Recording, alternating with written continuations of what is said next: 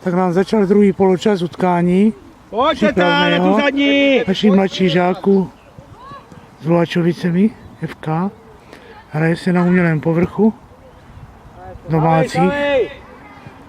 Že za docela chladného a větrného počasí.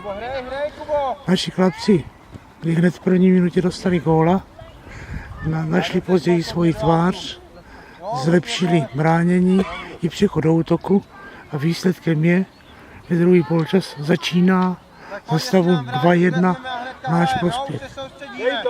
Došlo na změně i na postu trenéra a kaučování a utkání řídí druhý poločas trenér Honza Lang.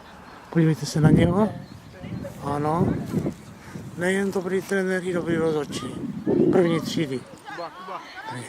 Oči, nebojte se střílet, dejte to až do kasí.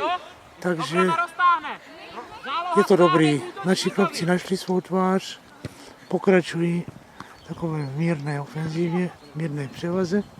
Byť opticky se zdá být soupeř fyzicky zdatnější, mnohem vyšší, že je takové překvapení. Jsou tam i fotbalisté u nich, dva, kteří jsou vyšší než mých 168,5 cm. Tak to by pro tuto chvíli stačilo. Snad bude ještě jeden pohled na toto utkání, anebo až zítra se uslyšíme.